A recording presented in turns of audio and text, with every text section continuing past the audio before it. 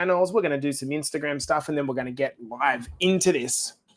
So, good morning. Hey, Bobby. Lovely to have your company in here, champion. Oh, I love when you come into these things, Bobby. Bobby, your missus. Haha, I know. Facebook told me. Yeah, I get it. All right, so let's do this, guys. So we're going to get stuck into some questions, and if you want to ask anything live, you can certainly do so. All right, first question up we have, when or how do I achieve the fat burning zone? Oh, the fat burning zone. I love that question. Hey, guys, if you're coming into this one, ask anything you want live. When it comes to the fat burning zone, this is a really interesting thing. Hey, just because you are burning fat as a fuel source during exercise, that does not mean that you are burning body fat. There's a very, very big difference. You know, when you go on the treadmills and you see like the little graphs that tell you what your heart rate should be in, and you're kind of like, oh, am I burning fat? Am I doing this right? How do you compute that against the whole calorie deficit thing? Well, the answer is you don't. The whole concept behind burning fat as a fuel is based on this idea. At a certain intensity, you're able to get enough oxygen into your lungs to actually burn fat. That's when you go a little bit slower. On a treadmill, on a bike, as an example. If you are beating your heart too quickly because you're lifting at a high, you're working at a higher intensity, maybe you're running or jogging on a treadmill, well, at that intensity, you're going to burn mostly blood sugar or glucose. Now, like I said, just because you're burning that for the activity that you're doing, that does not mean that you are burning body fat. And that's the big confusion. In fact, you can change the type of thing that you burn during exercise or just the average day by if you have a high protein diet or you have a high fat diet or a high carb diet. It's not important. What is important is if you want to burn body fat, what you need to do is get yourself into a situation where the amount of calories that are going into your pie hole every single day is less than the calories that you burn. That's what we call a calorie deficit. So as far as these fat loss zones on treadmills, do not worry about them. They are absolutely useless. You can have high intensity cardio that burns an amount of calories. You can have low intensity cardio that burns an amount of calories. At the end of the day, depending on a number of factors such as your current fitness level, the difficulty of the exercise you're doing, how quick you're going, how intense you're going, that's going to determine how many calories you're actually burning, right? And obviously, typically people that are a little bit fitter will burn less calories because it's not as hard for them. So don't pay any attention to the fat burning zone. It does not matter. All right, next question. I feel stronger. I'm getting stronger. I look better, but the scales are not moving. I feel like we get this question 17 times a week, right? And it keeps turning up on Q&A, probably because it is the number one question. So I feel stronger. I think that what you should actually do is use a metric that's you can track. Do you feel stronger or are you stronger? How do you know that you're actually stronger? How do you know? Well, either on a certain exercise, let's just pick an exercise that you're doing like squats or hip thrusts or whatever the exercise is. For that exercise, are you lifting more reps of the same weight? If so, you're getting stronger. Are you lifting more weight at the same reps? If so, you're getting stronger. In fact, there are other ways to even go deeper on this. Are you more in control of the movements as you're doing them? It's probably because you're getting stronger. So to the first question, why do you feel stronger? What I would personally recommend is actually look and say, am I actually getting stronger? Not just feel it. Are you getting stronger? What does the data say? I look better. that's a little bit more subjective, isn't it? And I think it helps to have a coach compare photos for you, because sometimes, and I'm exactly the same way, when you look in the mirror, you see a slightly altered version of what's actually true. This is why we think before and after photos of yourself are a really, really good way to see some slight differences. So, why aren't the scales moving? Well, there could be a bunch of reasons why the scales aren't moving. When I think we get very one-dimensional, don't we? We stand on the scales and we go, ah, that doesn't look like I want it to look. But I want you to think about what you're actually weighing. I want you to think of your body like a sack that, just like a shopping bag, you're putting on the scales, and it's weighing everything, not just the fat. So you could be looking better. You haven't lost fat. You've built some muscle over the last couple of months. You could be looking better because you haven't lost fat. You're better hydrated and your face looks better. You could have built some muscle, and that's actually making your tone, your overall looks greater.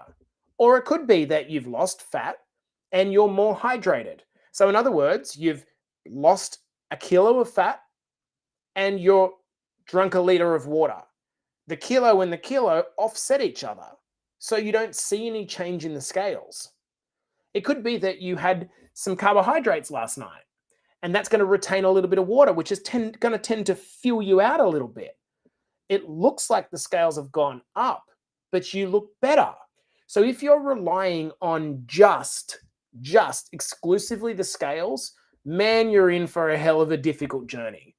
You've got to take the scales and look at them in the same time as you're looking at waist circumference and things like hip circumference, your strength, and try to get an overall picture. Good morning to all of the girls that are coming into this one as well. Now, if you want to ask any questions, either on Instagram or in our private group, you're more than welcome to ask the questions, guys, and I will answer them as best as I can.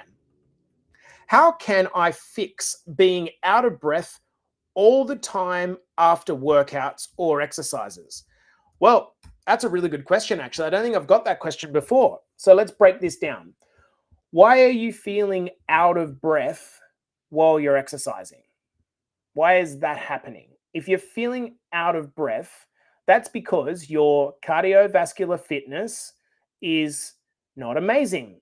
So you're struggling to get enough oxygen to your lungs to do the activities that you want to do.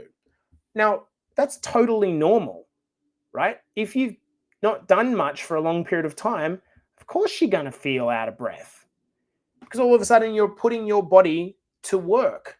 And by doing so, you're causing it to do things that it's not used to doing. So it's going, oh, I need oxygen. So it can continue to get fuel to those muscles and the parts of the body that need it. So over time, what will happen is your cardiovascular fitness will improve massively, especially at the start. Do you need to be doing dedicated cardiovascular fitness to improve your cardiovascular system? Not necessarily. I think the combination of walking is a really, really good idea at the start. And if you're doing some resistance training, even though it's not strict form cardio, the fact that you're causing your body to have to breathe, this is giving your cardiovascular system a workout, particularly if you're doing movements like squats and deadlifts and you're building those big compound movements into your routine. But certainly, if you're looking to improve your cardiovascular fitness, then doing some cardiovascular training can most definitely help. Is it necessary to lose fat? No. Is it helpful? Potentially, yes. Not at the risk of you injuring yourself. That's the biggest thing. What I think a lot of people do is they're carrying 20, 30, 40, 50 extra kilos, and then they get on and actually slam themselves. And what ends up happening is they become really, really tired and really, really hungry, and they eat back all the calories anyway. It kind of undoes the purpose. Guys, if you want to ask anything, feel free. Hey, Timmy McIntyre, lovely to have your company here, buddy. Question, is deadlifting good for building muscle? This is a great question. Now, here's the thing, right? a lot of bodybuilders don't recommend deadlifting. Why? Well, there's something called the fatigue to stimulus ratio. Basically, what it means is that if you're doing a lot of deadlifting, what can happen is that the fatigue creeps up on you really quite quickly. It makes it difficult for you to continue doing enough repetitions of enough weight for you to actually build some muscle. But I think there's a little bit more to it than that. I think that when you do big whole body movements like deadlifts and squats, when you do something like a bicep curl, you stimulate the local muscle, right? It's pretty obvious that you can target your bicep by doing a bicep curl. You can target your leg by doing a leg extension. But when you're doing something like a deadlift or something like a squat that requires your entire body to get involved in that process because it's a compound movement, this sends the signal to your entire body to build muscle. When you think about it, cavemen, let's say, people many hundreds of years ago, they weren't lifting weights in a traditional curling method like we might, but they were absolutely lifting heavy things. And so did they also build muscle just by lifting heavy things? Well, when they had enough food and they had enough protein, most definitely they did. So I think that the power, the benefit of big moves, overhead press, bench press, squats, and deadlifts, they send a whole signal to the entire body that Jennifer or Jack needs to get stronger. This is a really, really good thing. So I myself am going through a program at the moment, which is a powerlifting program with a number of the guys and Carly as well. And what we're seeing is some real good strength gains and a little bit of muscle being built because of the fact that there's that whole body stimulus coming through. So good question. Guys, questions. Hey, Tez, how are you? Brother, lovely to have your company in here. And if you're watching on Instagram, we are live in our client group. So that's who I'm actually talking to. And if you want to ask any questions, you can. All right, next up. Is it better to scrap your diet and just build a new one? Or fix your diet in place, the diet you already have in place, and make the necessary adjustments for sustainability? Oh, I love this question so much. So in other words, let's just say you've decided to start a transformation, whether it's in our academy or not. Should you just scrap your diet and do something completely different? Or should you take your diet and make some subtle changes to that? And I think the answer is it depends. Like many things in health, it depends on you as the individual. So as an example, let's say that your diet is absolutely horrendous. You might only need to change one thing. You might just need to eliminate the liquid calories at the start. Sometimes just getting rid of juices, cordials, and Coke, and probably alcohol, which is funny because it's dry July starting today. Sometimes that's enough to just move the needle and you will just start losing a bunch of weight. But for other people, they might have already done that. In their case, they might be better to take the approach of what I'm going to do is I'm just going to start eating whole foods, because if I change too much, it's going to be too overwhelming, right? And so what you would do is you'd move down the line of just eating real foods, foods that at some point walked, grew on a tree, grew in the ground, something that your grandma would recognize. Whole foods. We don't have to throw the baby out with the bathwater. However, if you're looking, maybe you understand a bit more about nutrition and you're the type of person that can get easily overwhelmed, you could just make a few tweaks to your diet. You could, for example, take your morning coffee and stop drinking these big fucking full cream lattes and just swap them to a skim milk latte. Easy change. You could take your 3-star beef mince that you usually make burgers out of, and you could change them to extra lean mince or chicken or turkey or pork mince, which is much leaner. You could take your deep fried fish and start cooking it in the air fryer. I actually love this approach. Because if you've eaten a certain way, I'm going to guarantee you that if you're working with a good coach, there is a swap or an alternative that you can come up with to every sometimes food. So as an example, let's talk about a pizza, right? I don't know about you guys, but if I had one meal left in my entire life, it would be a pizza. But it wouldn't be a pizza that's covered in pepperoni, full fat cheese, and a big, thick, shitty crust. You could take that, you could make it either a very light crust that's nice and thin, or one of the things that a bunch of us have been doing in our Better Body Academy is trading it with a chicken mince based pizza. So freaking good. We can cut it down to low fat cheese, and we could trade the pepperoni and the salami for some lean meats like prawn or chicken, maybe some prosciutto with the fat pulled off, and you've got a perfectly good meal. This is the opposite of the all or nothing mentality that most people sit in. They sit in this mentality that I've got to do it all right or all wrong, and it never works. Using the swap mentality, for me, is the easiest way to make some change in your life without overestimating, without overwhelming yourself. All right. If you are in Better Body Academy, what do you need? Do you want to ask any questions, guys? If you're watching on Instagram, feel free to answer or ask any questions in the comments, and I will get to you. All right. What are the biggest trade-offs when it comes to your fitness journey? This is an interesting question. It's got some good questions coming through today. What are the biggest trade-offs? So what I think about when I think about this is like, okay, so you have to exercise some discipline to get yourself into a place where you consider yourself fit, I guess, or healthy. What's the trade-off with that? There are probably a few trade-offs. You probably can't go out and eat out as much. I think that's probably one trade-off. The reality is if you're always eating out, I don't even mean McDonald's, I mean when you're eating out at restaurants, it is extremely hard to be mindful of your calories. It's just almost impossible. What else?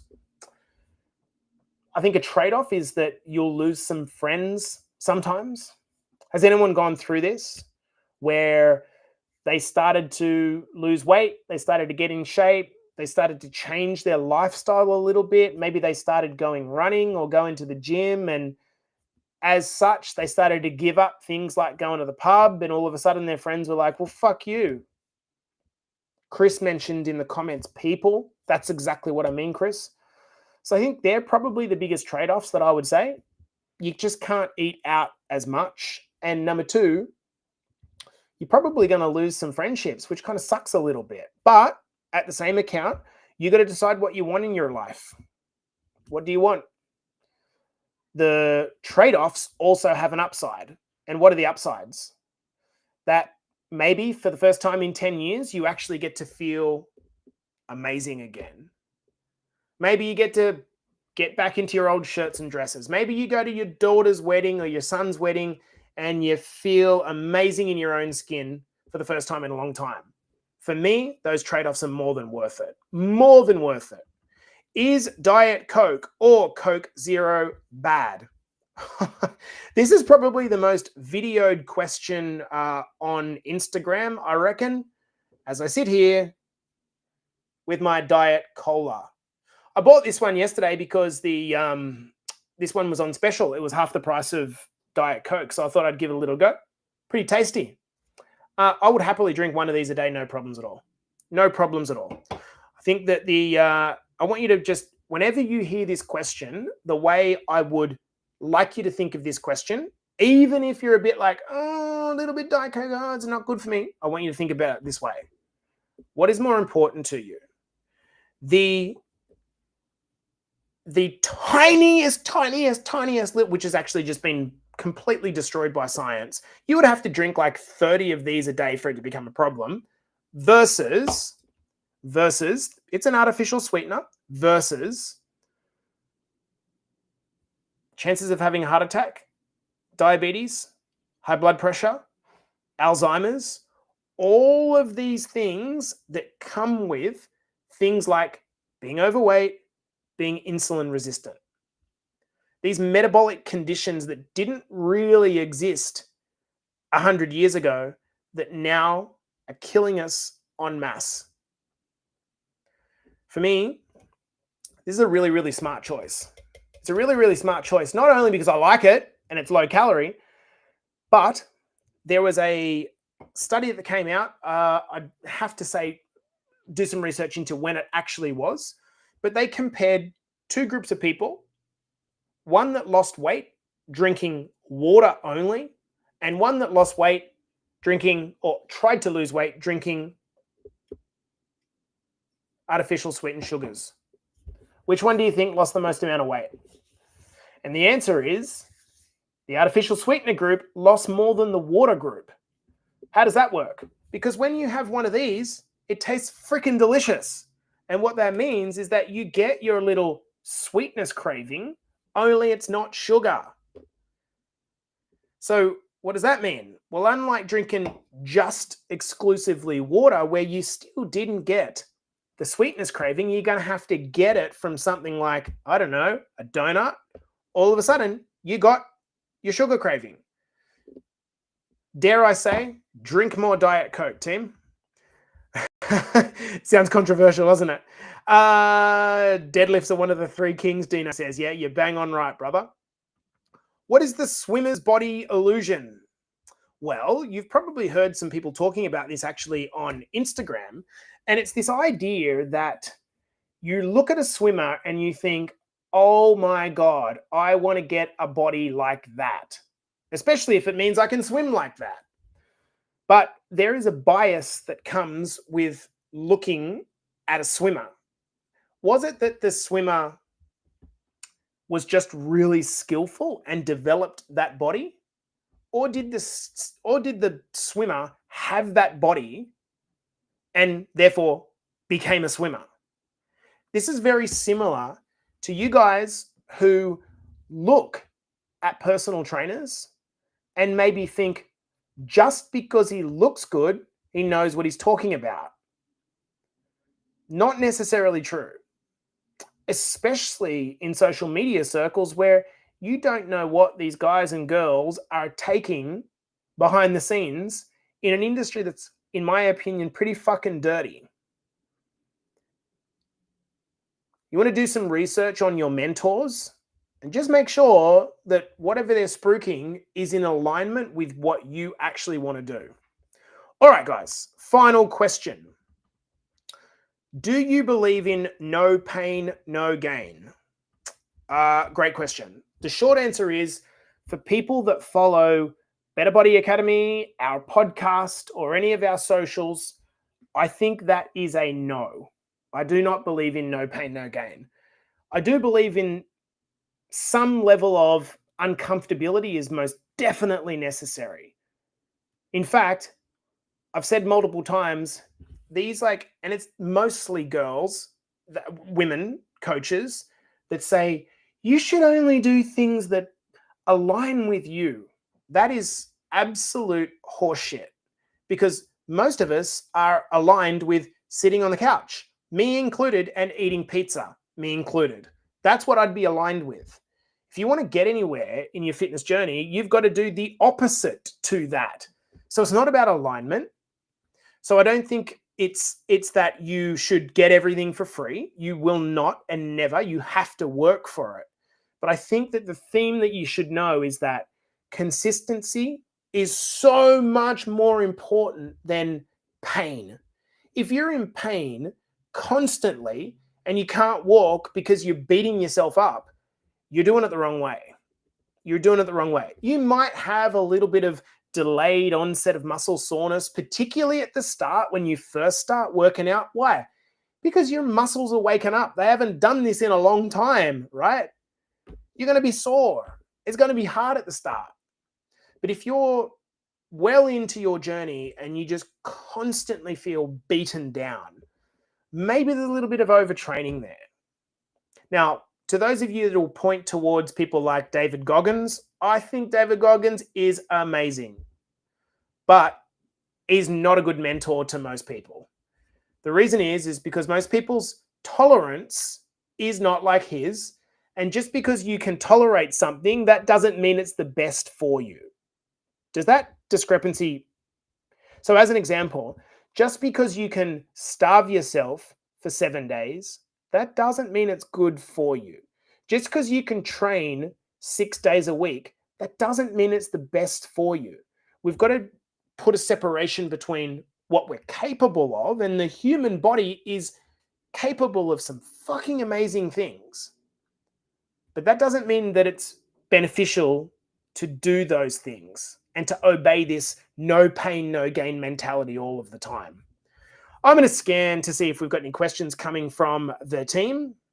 And it looks like not. We're a little bit quiet today, guys, which maybe you're all psyching up for Dry July. So if you are in Better Body Academy, or if you're watching this on Instagram, we got a little challenge for you if you didn't see the posts. And here's what it is. Starting today, if you're in Australia, the 1st of July, starting tomorrow, if you're not in Australia, 1st of July, can you go the whole of July without having a drink? Now, as part of our coaching philosophy, we don't believe in the need to give up alcohol. Unless, of course, it's a real problem in your life. And if it's a problem in your life, you probably know it, right? A lot of people will say to us, oh, I drink like four or 5 beers a night. And I'm like, dude, trying to offset that amount of calories is fucking impossible. I actually had one of my favorite clients, and I don't know if she's watching, but I'm not going to call her out. And she said, I know my limits. I'm not going to, she's watching. I know my limits. I'm not going to give up alcohol this month. I need it. Yeah. And sure, totally get that. So wouldn't that be a really good reason to test yourself? If you always do what you feel like, and I get it. It's the middle of summer here in Vancouver in Canada. And the first thing I want to do is have a drink. You know my solution? This is the solution. Guys, girls, go and do this. I buy the box, buy the slab, very low calorie, 0 alcohol beer. And what I worked out, she's laughing in the comments. Vicky, hey, you can buy very low calorie, non-alcoholic wine. And I guarantee you, Vic, because hopefully you haven't started drinking yet this morning, I guarantee you that if you did this for a month, you would question the need to go back to drinking alcohol. Now, look, I'm not at all saying that you have to do this or that you need to do this. But I think there's something cool about just like, you know what, doing a little test on yourself to say, is this something I need, or is this something that I enjoy and could stop at any time if I wanted to? And for me, that's the test of Dry July. Oh, good. I've just finished the session. Yeah, I love it. Thanks, Jace. Okay, guys. Hopefully that was a little bit of an inroad. Now, if you have any questions, guys, you can bang them through to us in the DMs. Other than that, getting your Tuesday started off the right way. I hope it's been helpful, and we'll chat to you soon. Cheers.